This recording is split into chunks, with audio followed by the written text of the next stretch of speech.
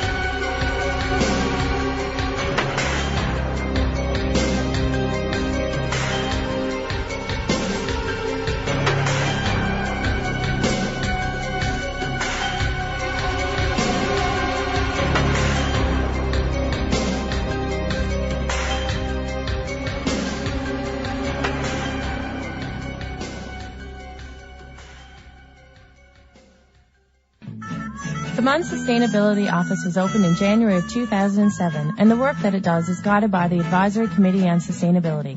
If you have an interest in environmental or sustainability issues and would like to learn what MUN is doing, or would yourself like to help MUN become green, contact the Sustainability Coordinator by emailing sustain@mun.ca or calling 737-2637. And it's a good thing we're not doing this live. Absolutely. So, that was Gary Renal Melkin and Michael Boyd doing the Unsolved Mysteries theme from 1988 to present from when the CD was put out in the 1996. Wow, okay. We're old. Yes. There's one mystery you can't solve, the mystery of aging. Yes. There's one mystery we don't want to solve, and why Robert Stack's voice is so awesome. It is. I like to think that just maybe you can help solve that mystery. We should ask Ultra Magnus. I don't know. He might be deceptive on the idea. So, this is Fabio Marchibroni. I'm here with Jonathan Mallard from the Life After Death Society and Sci-Fi in the Rock. Absolutely.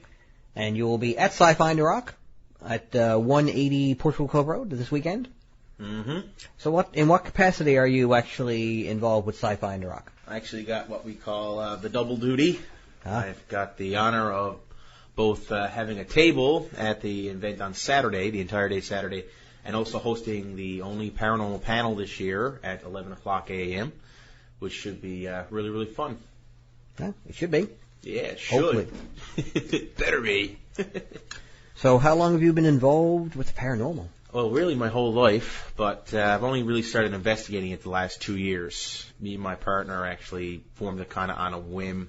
This Life After Death Society idea came out of actually a goof who said, hey, let's go down to Cape Spear and go investigate just for fun. And lo and behold, we actually came up with an example or two of electronic voice phenomena. Do. You got it. I'm hoping that catches on, actually. I've been really, really, really trying hard to have this happen. At Phenomicon there a few weeks ago, that was prevalent, actually. Phenomena. But as we are children at heart. We can't help it, right? I mean, they already told me there's no such thing as Santa Claus. I refuse to believe that ghosts are fake. I refuse now. Hey, if Gary Chapman can believe in Santa Claus. There you go. You know not who I'm talking about? I have no idea okay. who Gary Chapman is. From Dog the Bounty Hunter's son. They just today aired the Christmas episode where they actually went to a great deal of effort to prove to him that Santa Claus existed. Wow. That's hilarious. It's quite a fun episode to watch. Interesting. We also believe that mace will protect you from bullets in that show, so it's not a far. Well, they are wearing bulletproof vests, though. And to quote Dumb and Dumber, what happens if they shoot me in the face? You say, ow. That's a risk we're willing to take. You may injure yourself, but that's a risk I'm willing to take. Yes, there you go. What was that, Rat Race? Not sure. Anyway, we're getting way off topic. Not really. It's stuff we're nerdy about. Yeah, it's true. We can't help ourselves. I mean, you think about this. Is conglomeration a word? Is conglomeration a word? We're going to make it a word if it isn't.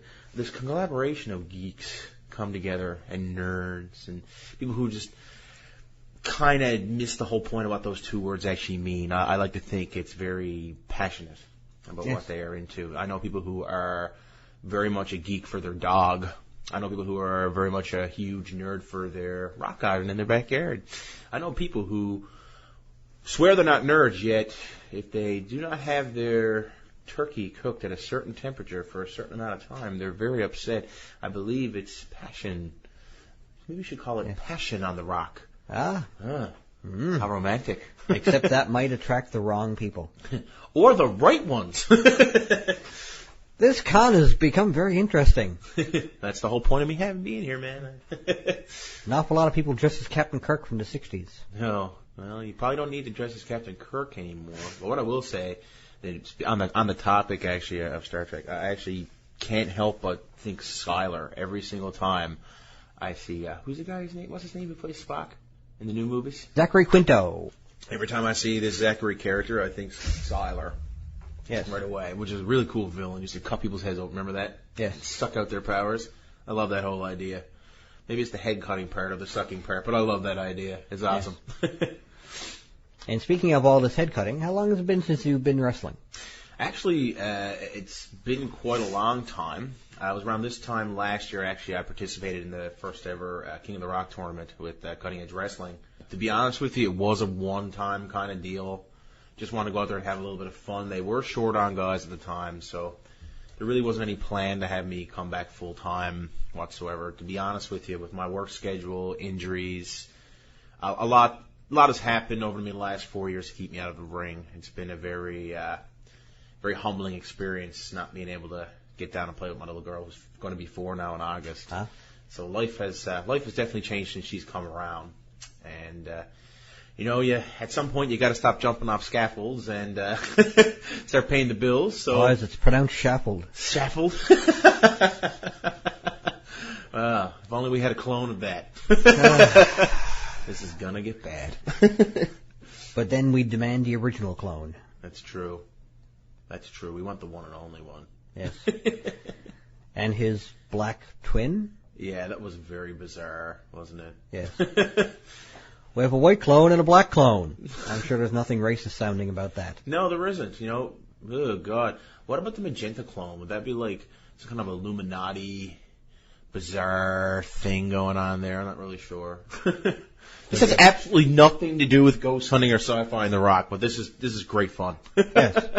Well, on that note, shall we stick on another song? Yeah, sure. Why not? Okay. So let's play something from Hemingway, shall we? Let's play the title track from their debut album, Warm, on 93.5 CHMR FM.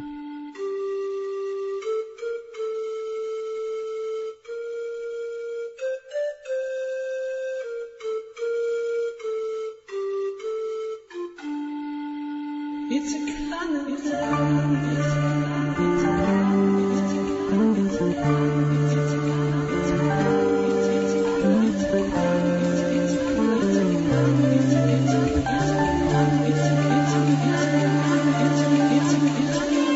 Look outside my window.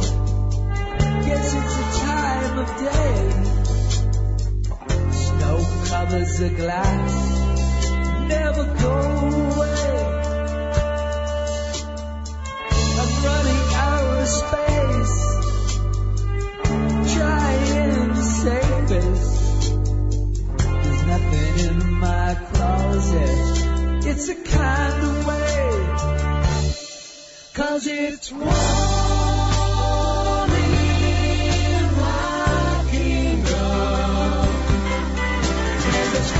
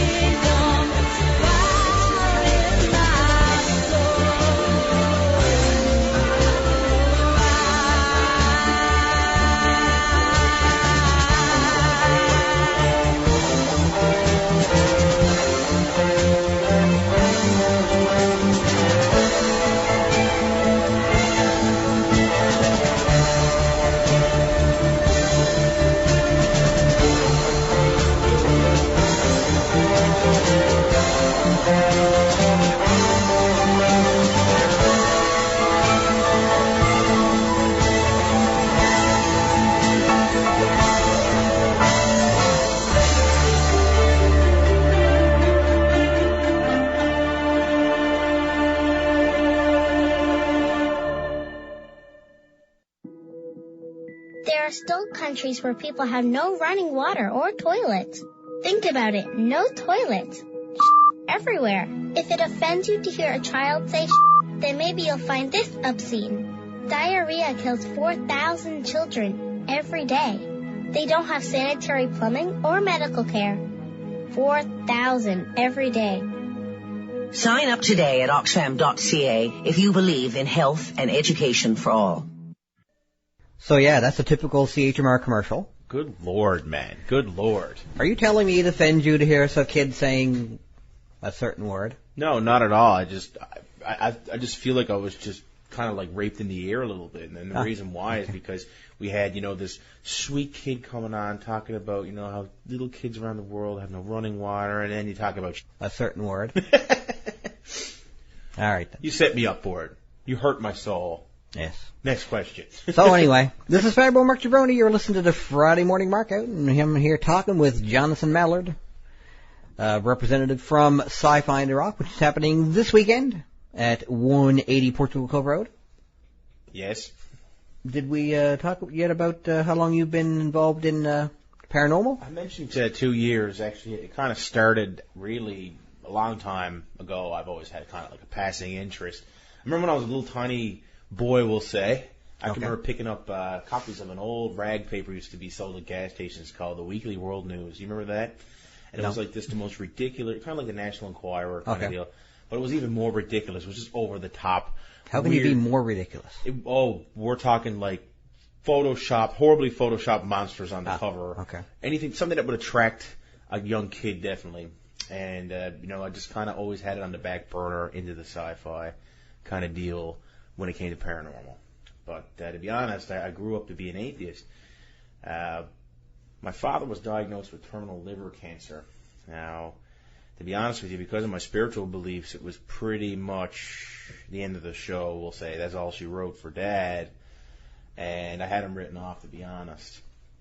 They started him on basic chemotherapy after a quick surgery on his kidney to have it removed. And they said, you know what, you probably got about 4 months at the most.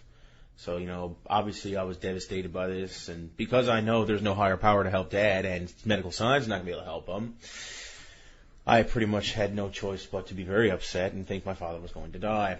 And, well, I was very wrong about that. 4 months later, they basically told my father, hey, things are looking up, which is very strange. I had no idea why that was, but Dad to this day preaches to me and says, you know what, John, the reason why I'm still here is because of my prayer, because I'm a very religious man. And to be honest with you, I can't take it away from him because science can't explain it. That was enough to make me open my eyes just a little bit to the paranormal, at least to the idea of a God figure of some sort, some higher power, some kind of spirit out there that does help. When 5 years go by, it'll be 5 years this August since Dad's diagnosed with his terminal liver cancer, supposed to kill him 4.5 years ago. I mean, you got no choice but to open your eyes at least a little bit to the paranormal. Yeah. So when my friend Robert DeMond from work looked at me and said, hey man, what's going on Cape Spear? I still got some gear left over from my private investigating. Why don't we go down there and see if we can record some stuff? Just on a goof. And we went down there and it was pretty fun, I must say, but something really cool happened. We actually managed to capture a couple of things that were a little bit off, and we just got sucked in completely. It just enveloped us. We said, oh my God, we want to do this. 17 investigations at Cape Spear later, we've deemed the place haunted, and we've got proof of that. And if you want to see it, come to Sci-Fi in the Rock. Aha. And you'll be there at the Life After Death Society table? Yes, sir. We'll be there with our EVPs, letting for anybody. We're actually hopefully going to have our TV. I make nice videos for Facebook and stuff like that, so people can actually sit back and watch and have an idea what's going on during the investigation and actually hear some of the things we've caught. So think of an episode of Ghost Hunters without all the boring 22 minutes worth of them running around the dark. It's just the evidence you're going to see at Sci-Fi on the Rock. So you don't have to you get your cake and you get to eat it too, basically. We're hoping that everyone actually comes to the table and sits down and maybe watches a video or two and just has a little bit of fun. It's nice to have a break. So we're going to try and play some of those EVPs a little bit later in the show. Yeah, Shall sure. we stick on another track? If you'd like to. Sure. And this is something that I guess a lot of people who are going to be showing up at Sci-Fi and Rock are familiar with. Doctor Who. The old one, though, because the CD's from like 1996, so Matt Smith and David Tennant went around yet, I don't think. That's okay. We still got the... 93.5, CHMR FM.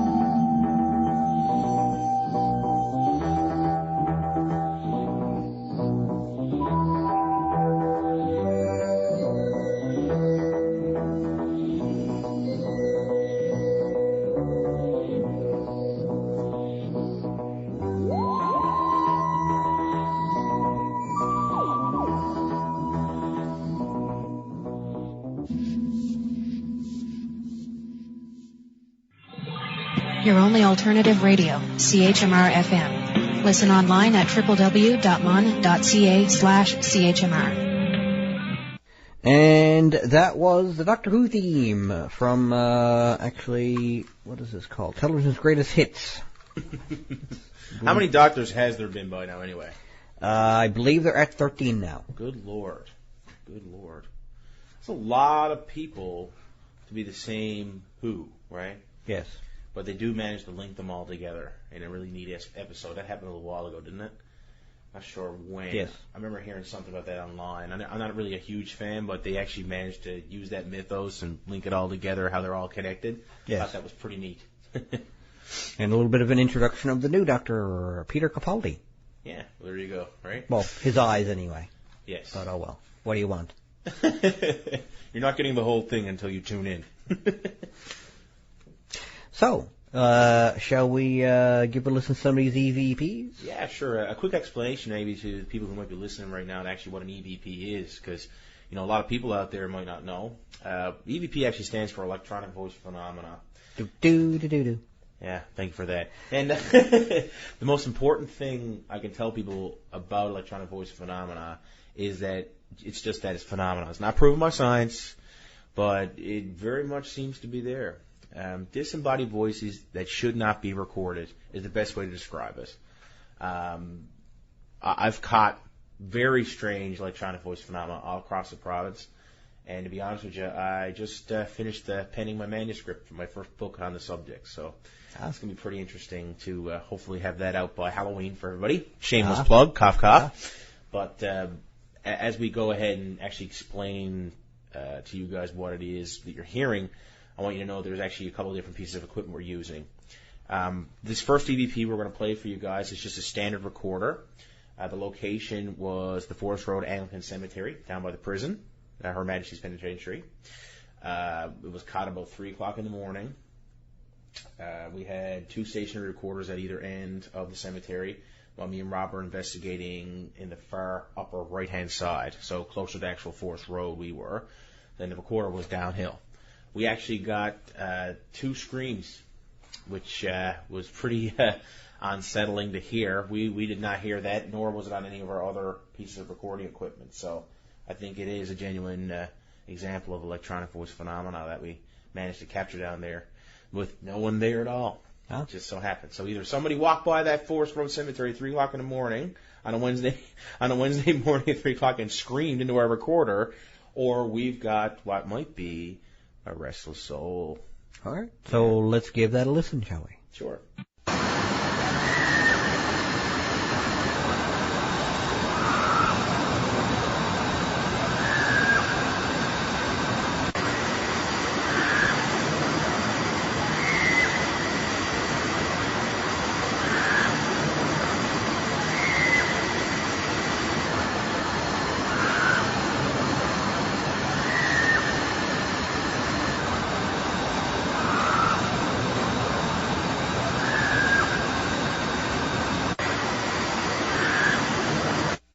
That was on repeat, right?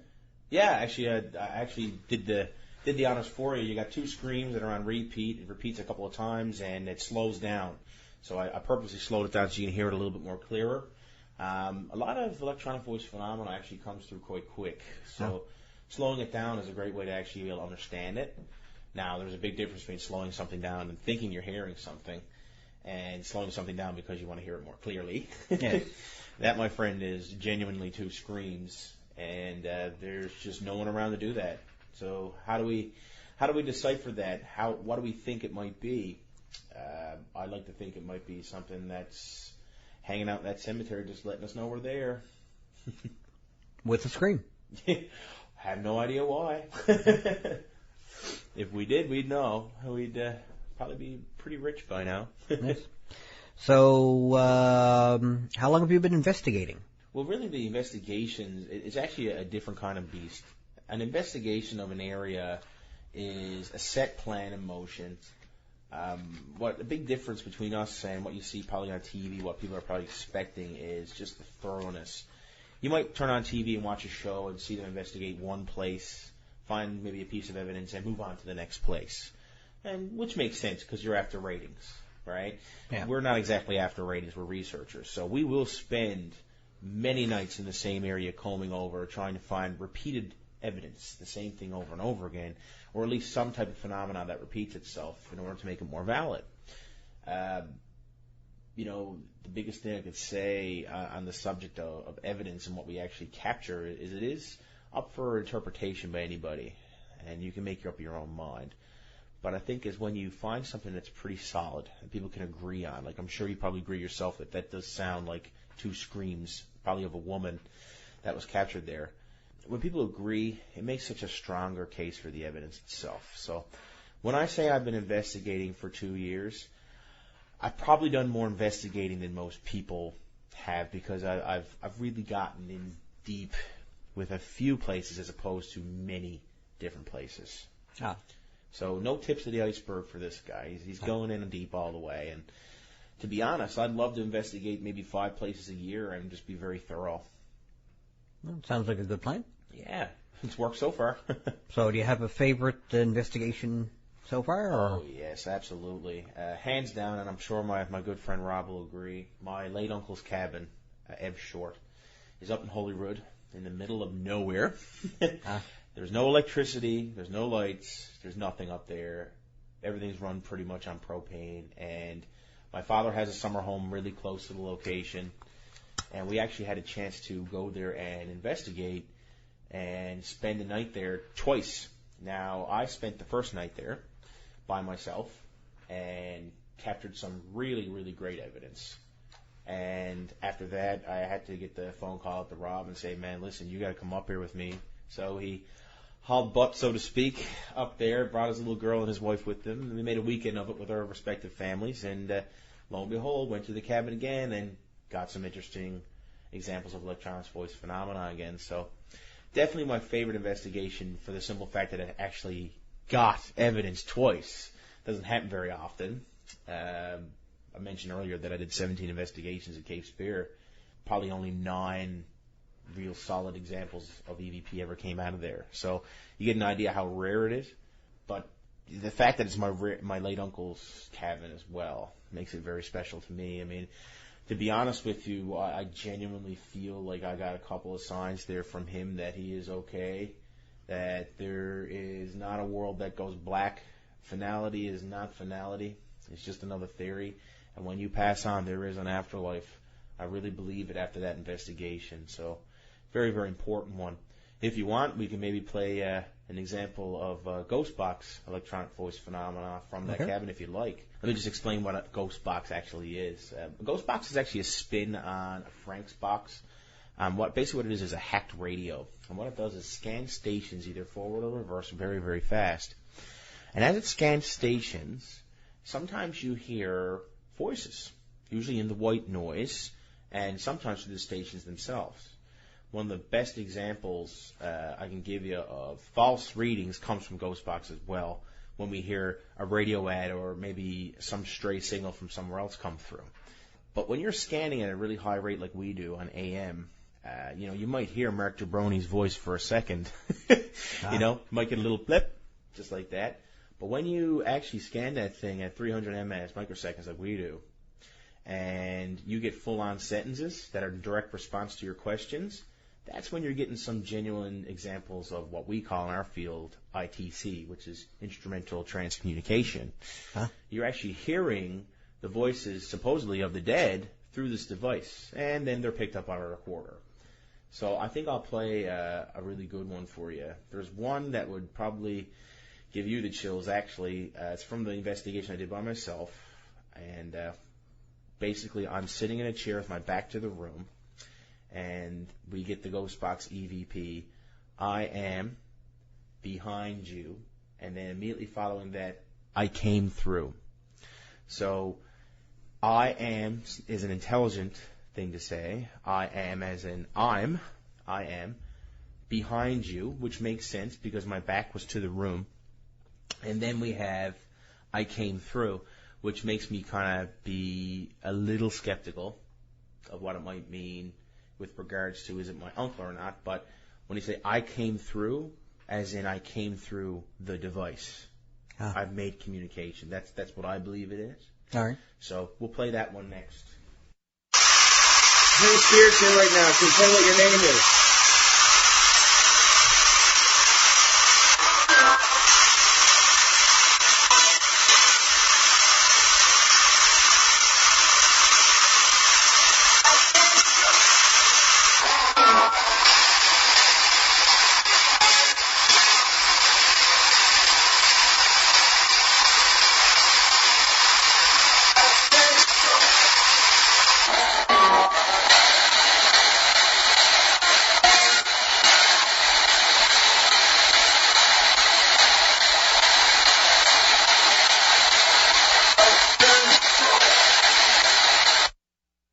So it's not quite, like you might see on one of those TV shows or something. It's just like, was it actually through radio? That time was an example of ITC through the radio itself.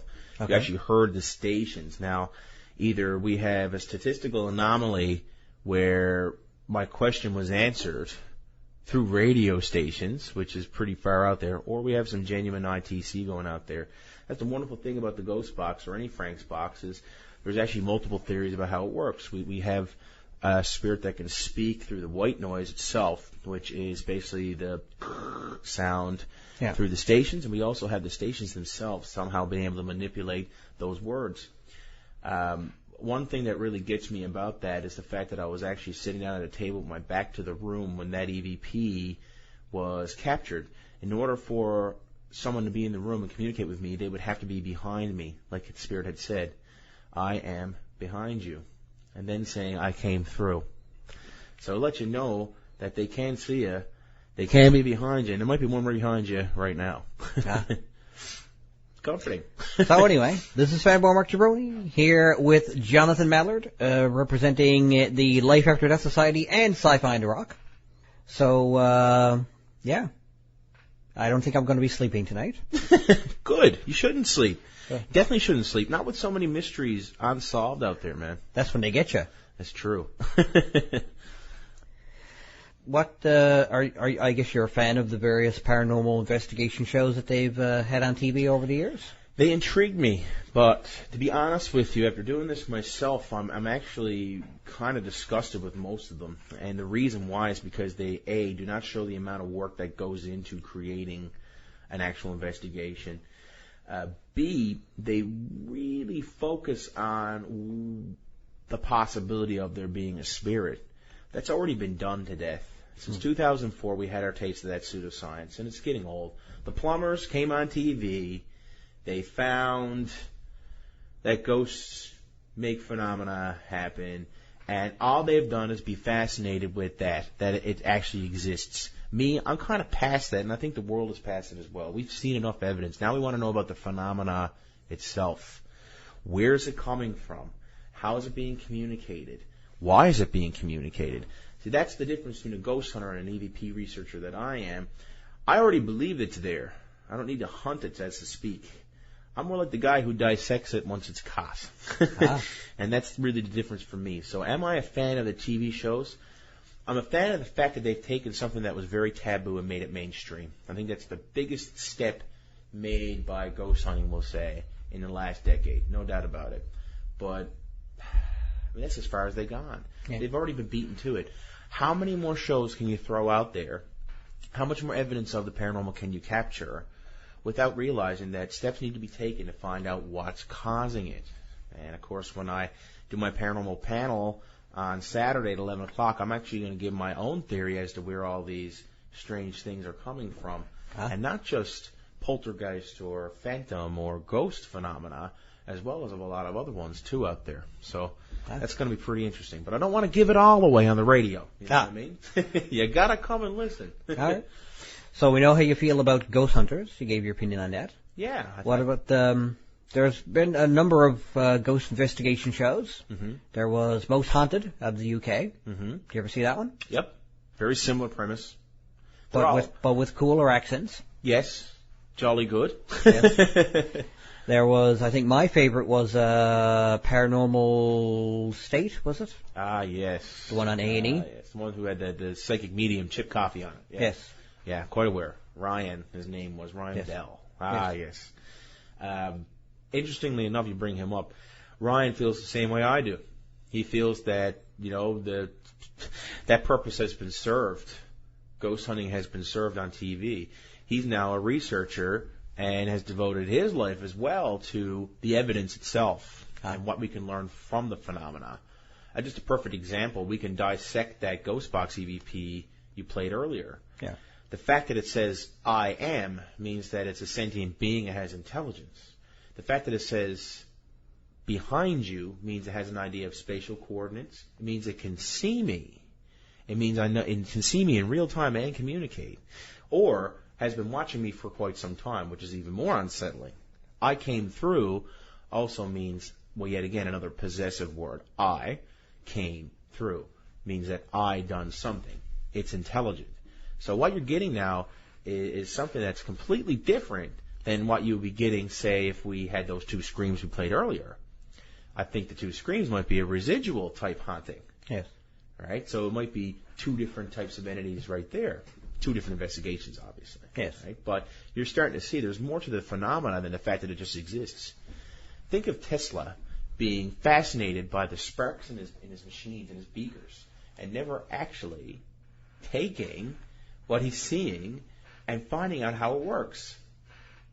Think about that. What happens if Einstein was fascinated with the chalk that was in his hand and not the writings on the board? It's the same idea. So, ghost hunters, bravo, you've done your job. But it's time to move on now. It's time to find out more about the phenomena. It's time to go back to research. And you will see it die off on TV eventually. Unfortunately, it will happen. And it's slowly starting to happen now. More and more shows are getting dropped. Like Haunted Collector was dropped a little while ago, and Paranormal State was dropped years ago. And you're seeing less and less and less. And now that you're seeing less of it, you're seing shows with double themes, like Ghost Mine. It's about miners and ghost hunters. Yes. They need two reality shows to keep that idea alive. Because if it was just paranormal investigators in a mine, it'd be kind of boring after a while, right? Yeah. And that's the nature of the research. But you need someone speaking English who still needs subtitles in order to make the show interesting. Exactly. And that's another thing, though, too. In a way, it's kind of good because the moment all the ghost hunting shows are off TV, all the science people who are, just dying to get in on this, who want to go out and make something of this, and now the ridicule is over, are going to come in and they're going to push guys just like me out of the way because they'll be taken more seriously, unfortunately. Yes. So, in a way, it's a double-edged knife. Yay for the show that's been on for over a decade and those wonderful people who've done what they've done, but nay to the fact that our research hasn't gotten any farther than what it was. So, what's the next step? I like to think Life After Death Society is definitely a next step. We're not on TV. We're here in Newfoundland, and that's where we're going to stay. And we're going to find more ghosts here, and we're going to show people, and we're going to learn about the phenomena as we capture it. But curiously, there is a Newfoundland Paranormal Society of some sort on TV. Yes, Newfoundland Labrador Paranormal. Mm-hmm. And what do you think of their programming? Same opinion, or? Once again, the ghost hunters beat them to it back in 2004. What are they really doing different? is my question. Once again, using some interesting accents, I suppose. Perhaps. Yeah, boys, I've been there. Yeah. Look, it's haunted. Look. Look at that butt. I mean, what are you really doing? How are you furthering the research? How are you bringing about change? Are you part of the problem, or are you part of the solution? Every day, I try to be part of the solution, not the problem. And besides, who really want to watch people run around in the dark for an hour when you can just listen to the evidence? Which is kind of cool. All right, so shall we spin one more song for the top of the hour? Oh, yeah, absolutely. Okay. Let's hear some William Shatner, shall we? Oh, come on. From his album Seeking Major Tom from a couple of years ago. Here's his take on the David Bowie classic. We are trying to get people to listen, right? Yes. Okay, just want people to show up for the convention. This is his take on Space Oddity. Nice. On 93.5 CHMR FM.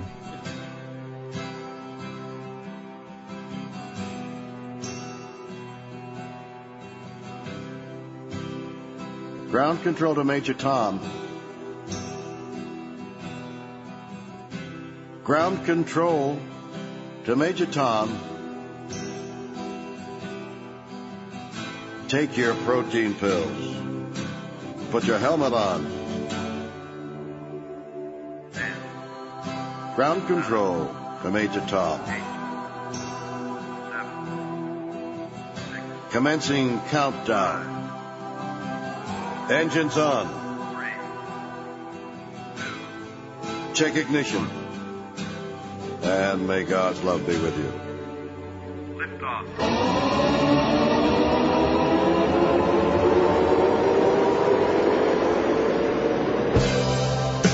This is ground control to Major Tom. You've really made the grade. And the papers want to know whose shirts you wear. Now it's time to leave the capsule, if you dare. This is Major Tom for ground control. I'm stepping through the door, and I'm floating in a most peculiar way. And the stars look very different today. For here am I sitting in a tin can, far above the world. Planet Earth is blue, and there's nothing I can do.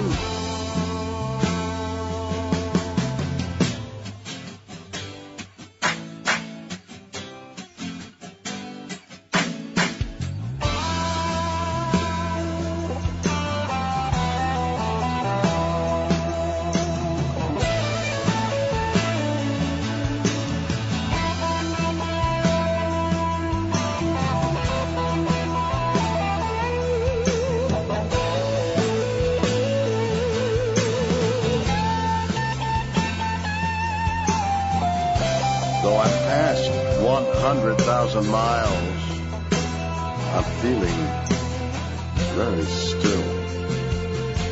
And I think my spaceship knows which way to go. Tell my wife I love her very much. She knows. Ground control to Major Tom. Your circuit's dead. There's something wrong. Can you hear me, Major Tom? Can you hear me, Major Tom? Can you hear me, Major Tom? Can you hear?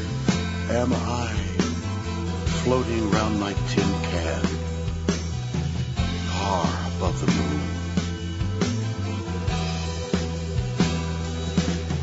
Planet Earth is blue, and there's nothing I can do.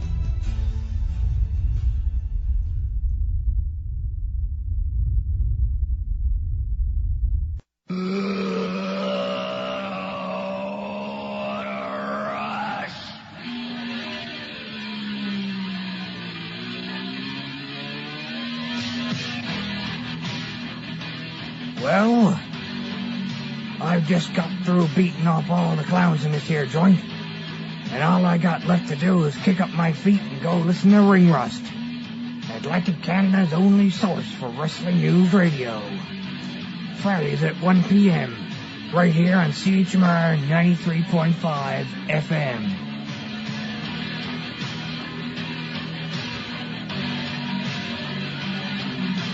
So I had to, of course, throw my own show promo in there. Why wouldn't I? Well, I mean, you kind of earned the right. To be honest with you, folks, he's sitting here with his Ring Rust Bleeding Wrestling Radio since 2002 shirt. Yes. And my Stone Cold Steve Austin vest. Yes. Oh, God. I never even noticed. Oh, wow. Look at that. Wow. Yeah. Well, we all know what kind of nerd he is. Yes. Unfortunately, there's not nearly as many wrestling nerds there. No. But oh well. You know, it was funny. Someone looked at me the other day and I asked, how come there isn't a wrestling presence at Sci-Fi and The Rock? Because so many people who are actually presenting, myself included, have been steeped in the history of Newfoundland professional wrestling. And my reaction I got was actually, well, sci-fi is science fiction. Wrestling's too real. Well, on that note, I guess I'll thank you for coming in. Yeah, that's pretty much the end of the hour, so thanks for coming in, and I'll see you at Sci-Fi and Rock. Yeah, man, I'm looking forward to it, and I hope to come by that table and hopefully have a game with you. Yeah, hopefully. If I get a chance, I will admit, though, I'll probably be pretty busy, but yeah. I'm sure you'll be very busy as well. Yes, I'm sure I will. Please, guys, everyone come to Sci-Fi and Rock, support it. It's a lot of work on into it on all hands, and it was my pleasure to come in here today with you today, Mr. Jabroni. Yeah, it was my pleasure to have you. It was strange to see you without my hair green and pleather pants on, but who knows? Yes. There's always Halloween. Yes. Maybe you can break that out for Sci-Fi and Rock. Maybe next year. Okay. It would be an idea for another book someday. Ah. That would be pretty cool. Anyway, ghosts. Ghosts are real. I see why. Wrestling with the afterlife. Oh, wow. Do you think I could get a hold of Sailor White, or is it too soon? Herder. You call yourself a wrestler? I can hear it now. Oh, God. And I'm going to turn our microphones off now. It would be a good idea. Bye.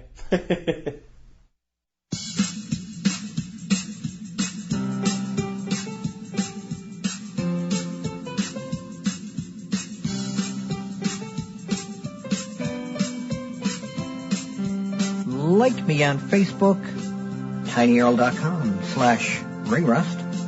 Follow me on Twitter @MarkJabroni. And subscribe to Jabronology TV, youtube.com/fanboymarkjabroni.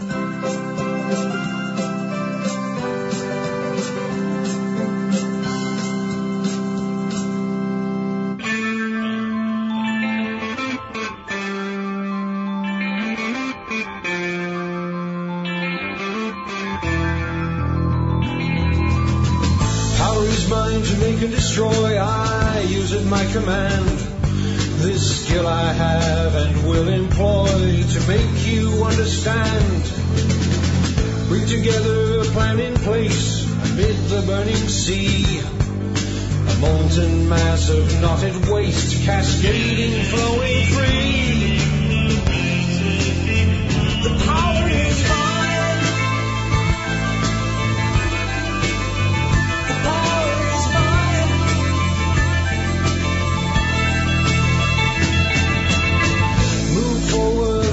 Time as fill the watery plain, brought ice and snow to kill the land. Cycle change again.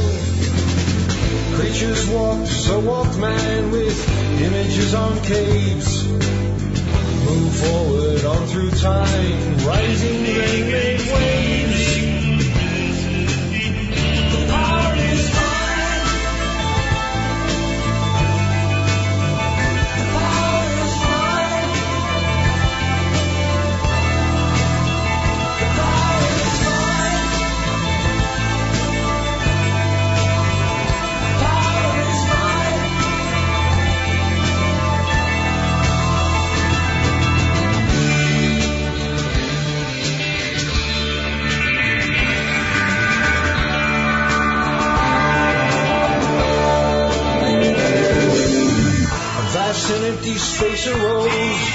great and complex land, filled with wonders to behold.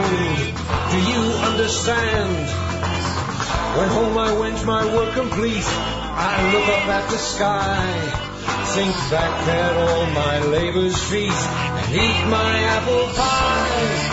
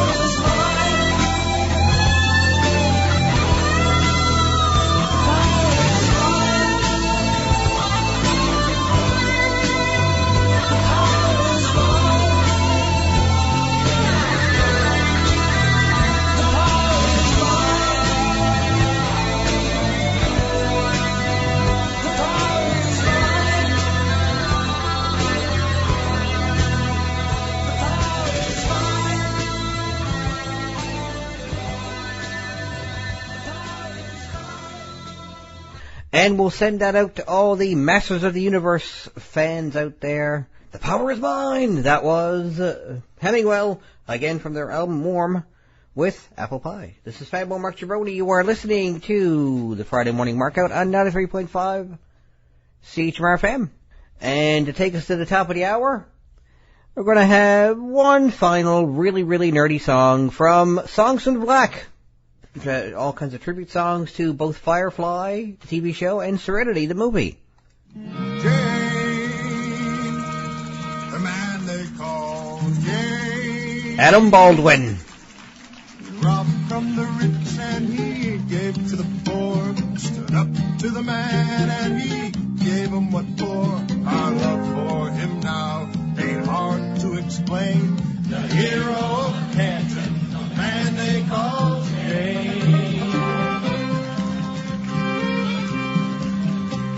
Now Jane saw the mothers' backs breaking.